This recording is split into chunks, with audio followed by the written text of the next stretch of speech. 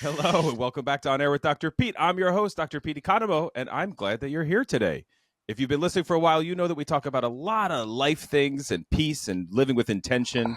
So our guest today is truly living every day with those beliefs.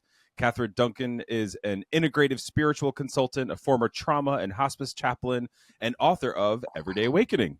This is a great book that explores how to feel more alive each day by truly living in the present. So you all know how important that is to me. So we're going to jump right in. Catherine, welcome to the show. Thanks. Great to meet you today. Thanks so much for being here. So you really have an interesting background, and I want to learn more. I know that you left this corporate job in Time Magazine to study theology, became a chaplain. So how'd you make that decision? It was a big life change. Yeah. The decision came to me after actually having a near-death experience whitewater rafting in Costa Rica on a Time Warner Time Inc. company trip. Wow. I had been in the advertising world for how long? 15 years. And I was starting in my heart to feel rumblings like, even though the lure of money and being Time Magazine, the number one print job here in the Midwest that I had, I was starting to wonder, like, is this the path? And then this experience happened in Costa Rica, and it was complete clarity. I survived. I came back to Minneapolis, and within 2 weeks, I gave my notice. And I'm like, this is it. I need to listen. Like, where am I being called? And luckily, my husband supported me and made the big leap out of the corporate world to then ended up studying theology. And so it was a big decision. How long ago was that? This is when I was 36. I was in my 30s. That's fine. We'll just leave it there. Really? Yeah. But ever since, I've never looked back. I listened deeply, and I got a nudging to look into graduate school and theology, divinity that I've been studying since a teenager. So I've been at a lot of Catholic institutions or spiritual institutions, so been around a lot of theology practitioners, but also, just from the academic world. So I like, what made you choose that? Because I also I teach in a graduate psychology program. So if you're doing hospice and trauma work, like, how do you make the decision of theology versus psychology, or is it integrative? Yeah, no, great question. Well, another experience to share. When I was 11 years old, I am a childhood cancer survivor, and I came right up to the edge of dying. I was on the brink of life and death, and I survived. And as a teenager, I started reading books on life and meaning and purpose and why are we here? What does it mean to be alive? And so I've been so passionate about the meaning of life, spirituality. I had this transformative spiritual experience at 11. Wow. So it was a natural to end up going into theology, divinity, and the path I've been on. So share that experience. Like, what's that like? So doing that in the trauma and the hospice world as a chaplain, describe that for people if they don't know what that is. Yeah. After graduate school, I became a chaplain and I worked at our level 1 trauma hospital called Hennepin County Medical Center. And then I became a hospice chaplain. But as a trauma chaplain, I worked a lot of evening shifts. I did actually a lot of on-call shifts. So I spent many, many shifts in you might not surprised as a chaplain, in the emergency room. Yeah. They have what's called a stabilization room for for high trauma cases. Yeah. And because it's level 1, they're flying in people from all over the Midwest. Yeah. So it was a lot. It was such sacred work. Oh my God. But every shift, it was every shift, seeing a lot of trauma, a lot of death. Everything from accidents to stabbings to so much, but being fully present with the patient, with the family, navigating the dynamics with the medical team and the family. And again, rich, sacred, and it's a calling to do that work, I think. It has to be a calling, actually, because who else can do it, and how important is it? And it's really heavy work. And so thank you. I had a student in my previous institution who was in a graduate program who was a coroner. And so he got a graduate degree in counseling because of this idea of seeing people at their worst. And so obviously with trauma and hospice, you're seeing people right at the end. From a mindfulness perspective, what we learn is that people are usually the least anxious they've ever been in that moment, because there's no worry about the future. and so maybe hopefully they've done some work about the past. But how do you look at these experiences, how they shaped you, like helping thousands of people near the end of their lives? Like, how do you think that shaped you to who you are today? And I'll share one comment based on what you just said. Yeah. As a hospice chaplain, most people, the norm they were at peace when they died. Yeah. That was unusual not to see. But in a trauma situation, it's a little different because at 2 hours earlier, they're driving to a friend's house and then all of a sudden they're dying. So that it's a little different nuance. Sure.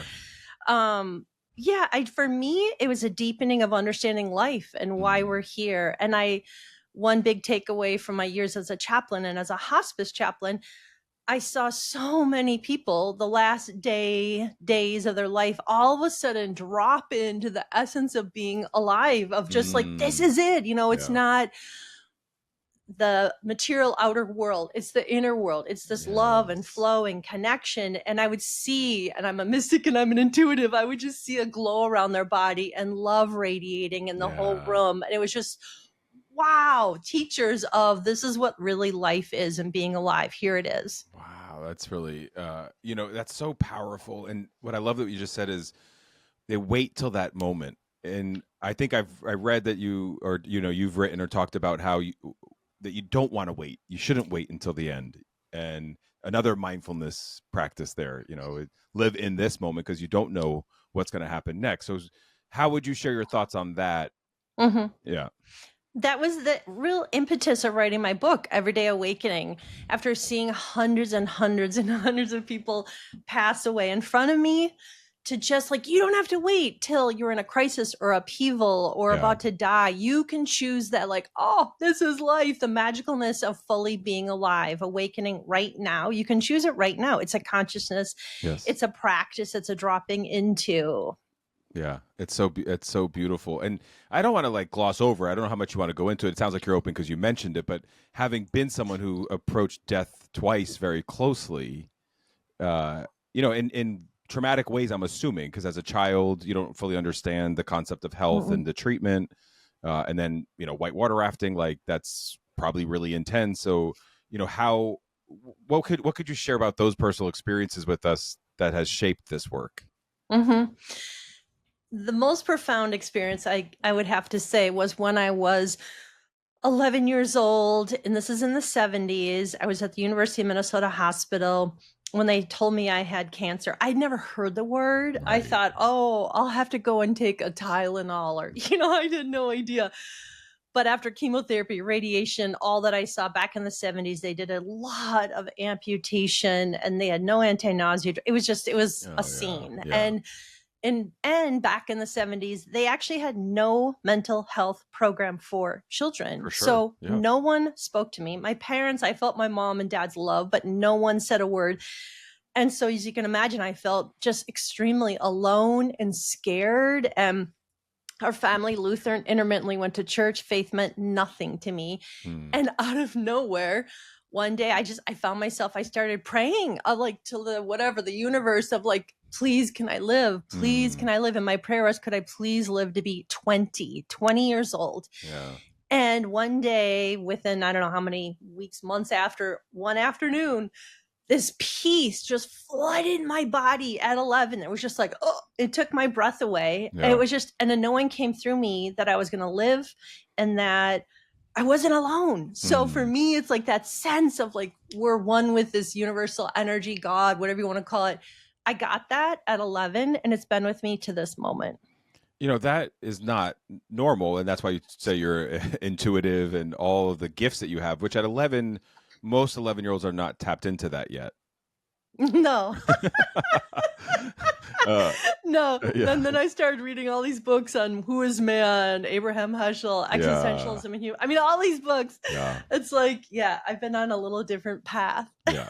Well, and that's beautiful. Each of our paths are unique. And it makes me think of one of my challenges with studying Zen Buddhism is that, there's like the reincarnation. And I believe in it, about energy. I don't understand how like a human form of somebody is like at 3 years old, one of the Dalai Lama reincarnate. Like I'm trying to still wrap my head around that. So I'm meditating a lot on that. But you have any opinions about that or thoughts that could help me? I think This is what I think. I think we're a soul in a body for a short time. I Yeah. think, we're at the end of the day, one way to look at it is we're energy. Energy doesn't die. We are Ever. Yeah. energy. Everything's energy. We have an energy field. So even people are like trying to open into spirituality. What gives you meaning? Can you tune into that life force energy within your body Yeah. and open into that? And for everyone listening, just what is it for you? And then you go down the path as you were just asking about reincarnation. Yeah. Some people believe in it, some don't. I do. I mean, Yeah. I've had too many experiences where I've met someone, I'm like, I know you. Yeah. I Yeah. mean, there's such a bond. So Yeah. but I just think it's coming into your soul and your essence. That's why I think we're here on this earth and learning how to love. I think it's all about love, opening our heart. I think when we die, that's what we take with us, is our ability to love. And I saw that time and time again. I love that. I say that there's infinite amounts of love.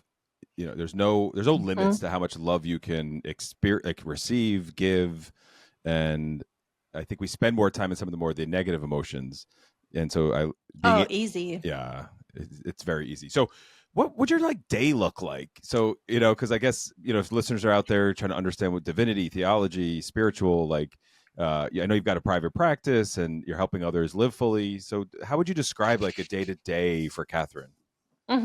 For years, many years, I was a chaplain, again, at our trauma hospital, hospice chaplain. And then I just honored the feeling. We get so much guidance if we come into the moment and feel the guidance, feel the nudgings. And I had a strong feeling I wanted to be with a living, like how to help people right now, not just at end of life. So I left my chaplaincy career in healthcare and I have a private practice. So 5 days a week, I have a full-fledged client practice. I work with people, many people who are just searching. They're wanting more. They want to feel more alive. They want to feel more life. I work with many executives, doctors, lawyers, women in their 50, 60 plus who are like, oh, I've done this, or I've made this big amount of money, but I feel nothing. I feel numb. So I have a private practice. I do public speaking. I have my own podcast, Everyday Awakening, where I'm interviewing people all over the world about what it means to be alive. And then I've been on this book tour. So very fun. It's a lot of fun. It's busy, that's for sure. So you have to stay grounded in your own spiritual practice. I guess, what does that look like? I train graduate students on self-care and what is someone that's doing what you're doing do for themselves? And I've been practicing mindfulness, meditation, prayer, much of my life. So, and I teach this as well and have for many years. For me, here's a couple things that I do that are habits. In the morning, I have a gratitude practice. And what does that look like? When I wake up in the morning, I have a few minutes before I get out of bed where I'm like, thank you, thank you, I'm alive. And I understand what that means to be alive. And I just think about what I'm grateful for, but then I feel it. You need to, with gratitude, feel that energy. That is some of the highest vibrational energies our bodies can hold. So I feel it coursing through my body. I have some moments of prayer before I get out of bed. It sets a tone for my day. I meditate every day. I talk to God, the universe, all day long. I'm a mystic. I'm an intuitive. I believe we live multidimensionally. Yeah. So right now when I'm talking with you, I'm using my mind. I'm talking, I'm here, and I see spirits every day. So it's just all these different levels of how I think we truly can live. That's really, that's amazing. I'm curious. So this is where I just go off script. I'm curious because you're using God and universe as synonyms, which I like. I think I actually do the same thing. So I'd be curious, because you're the expert in this, how you would describe that to someone who's like, you can't use those interchangeably. I'm actually putting out a post tomorrow just on what we're talking about. Cool. I know. I'm actually doing a stitch video with what Mel Robbins recently said with, I think, is it Lisa Miller? Anyway, here's a term I learned in graduate school that was life-changing, and that is, it's called religious pluralism, how all the major world religions and faith traditions come to one endpoint, one truth, one reality. Here's another quick fact. 1 out of 3 people in the world are Christian. So that means 2/3 of the world is not Christian. Right. So, and about 20-25% of the US population even goes to church. So And I've worked with so many thousands of people, so many Yeah. people. It's about, I think, opening, honoring what the language is for everyone listening right now. For some people, you bet it's God. And for me, actually, it is God. Yeah. Some people, it's universe, higher power, infinite Mhm. intelligence, Allah, Brahma, source. I mean, Yeah. so I just think it's about being open and tuning into you and where you're at and what resonates with you. And I'll say one more comment based on the Christian faith, Mhm. and that's broad. From over on the right-hand side, fundamentals, evangelical, Catholic, which is not quite maybe half of Christians, but all the way over here to UCC-UU. Mhm. There's a lot of language. There's a lot of different ways to interpret it. And Yes. my message is, can you just be open, That's it. open to what it is for you? Open and love, right? So religious Mhm. pluralism, really helpful to hear. My Zen teacher is a Jesuit. He's Mm. 93 right now. And so the Jesuits sent him to Japan to learn about meditation, and that's sort of how that journey started. And he was part of founding the Interfaith Dialogue at the UN. I And love it.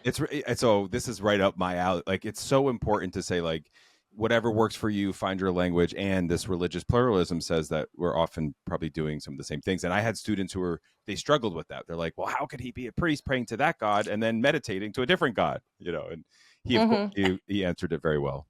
And I would say, just be careful. You can't put God in a box. Yeah. Some more really traditional Christian faiths are like, nope, this is it. This is how you practice. This is the language. I'd say be careful with that. And I also trained, by the way, St. Ignatius of Loyola. Yeah. I did the spiritual exercises for 9 months where Beautiful. I prayed an hour a day, and the exercises, life-changing.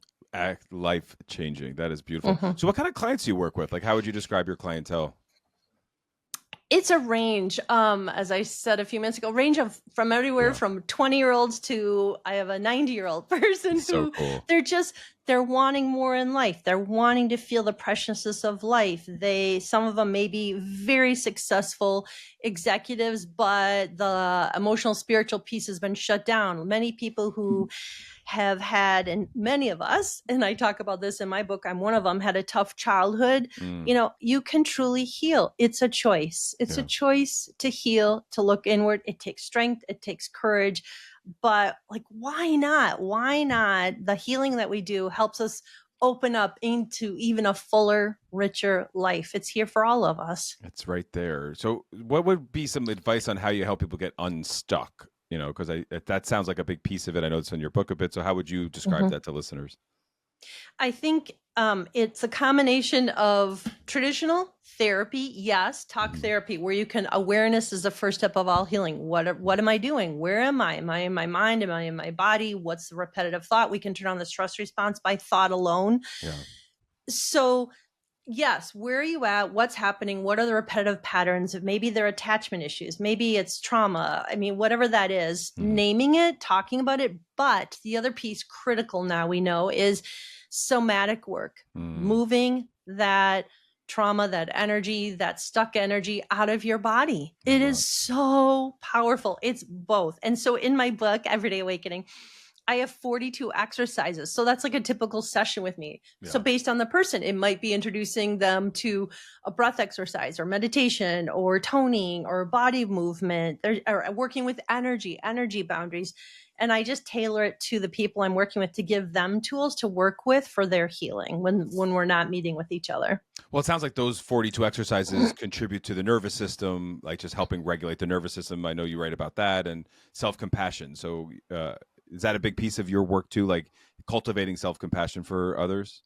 All the above. And I'm trained also and certified in neuroplasticity. Yeah. We know that what we think, we feel, our environment is shaping our brain all day long. Yeah. And we now know that we can rewire our brain. We can create positive new neural pathways in our brain. I've trained with Rick Hansen. So I work with people on that. I work with people. Yeah, I think at the end of the day, one of the biggest takeaways is learning love, learning how to open our heart, learning how to love ourselves, self-compassion work. I love Kristen Neff's work, for example. She's one of the leaders. There are many people in this field, and learning how to really open our heart and love ourselves to be able to love another. It starts with ourselves. Yeah, Neff's work is great. And neuroplasticity for listeners, it's interesting because I'll use this in class a lot. I teach some neurology students and all that. And it's like when I was trained, which is not that long ago, I was trained that developmentally the brain stops after adolescence, that there is a Mm. moment that it has reached its peak.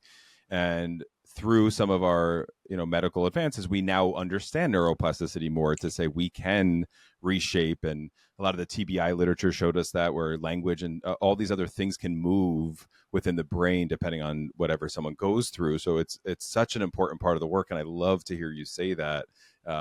So like, I'm putting myself in the listener's shoes, and they're like, this all sounds really great. How do I do it? Like, the world is really uncertain. It's really stressful. So if you had like your top advice to a listener Mhm. about what to do, what would that be? I would say across every model I've studied and worked with in neuroplasticity, there are 4 steps. There Yeah. are 4 key steps, and here they are quickly. Number 1, can you identify that thought? What Yes. are you thinking? Worry, stress, anxiety, fear. What is that? When you can name it, it starts to calm our nervous system. This is research based. Number Yes. 2, can you identify the feeling? And not always easy, but I like to hold the word curiosity. When we're curious, Beautiful. we're in a calm parasympathetic state, like, where do I feel it? What is it? If we can name, oh, I'm angry or I'm sad, or when we can name the feeling, calms our nervous system. Number 3, can you feel the feeling? Now that can be hard because we all know that we can quickly change gears and push down our feelings, not feel our feelings, but even sit down, breathe, just feel the feeling a little bit for even a few minutes, it starts to dissipate. The pathway to healing is feeling our feelings. And then the 4th step is growing the good, marinating in the good, as Rick Hansen would say. So a positive thought, a positive image for me, I have 2 little dogs, Ollie and Bella, and they're like, they run our house. And, I go to the image of them and my heart just warms. So go to an image, that helps warm your heart, open your heart. And what's happening is you are creating positive new neural pathways when you do that. So literally every model I've studied, those are 4 key takeaways. What kind of dogs are they? Bella and They're Ollie. Bichons. Oh my Yeah. God, so cute. Yeah. That was you just like made my day, because I have 3 dogs, and one of them, she was Mm. given 3 to 6 months to live 2.5 years ago. Mm. And so she just keeps going. And there's a piece of me that's just both embracing every moment, in a full way, because she's still here, and curious when she's going to cross over, what that's going to be Oh, like. and I think dogs are the biggest teachers, really, of love, Totally. unconditional love, Totally. and presence. They're like, hello, I'm here. Yeah. Just like, we're here together. Yeah. Yeah. It's so simple. If only humans could be So that simple. way. Yeah. So Everyday Awakening, you mentioned a bunch, such a great book. I know that the book's been endorsed. You already mentioned Mel Robbins. We love her. That's amazing. And it's been described as a roadmap for living fully engaged life. So tell us more about the book. So my book came to me. It actually, I saw the vision of the book 10 years before I even started writing. And I told my husband and kids, I'm going to write a book. And they were like, great, Mom. And then during the pandemic, I sat down and I couldn't stop writing. A whole book came out of me. I also think writing a book is a calling. Like, you have to write. Yeah. So my book, Everyday Awakening, it's 5 practices for living fully, feeling deeply, coming into your heart and soul. The 5 practices are come back to the present moment. So it all starts with being here now in just this moment. Yes. Come back to the present moment, connect with something greater, grow your trust, embody love, and hold openness. So I talk about, these are 5 big principles that I've learned much in my life. And then, as I said, I weave in practices of just how to open your heart and live here now. That's really, it's so good. It's such important. Thank you for the gift of the book and for all that you do for people, because we're all stuck, and let's just help people get out of that.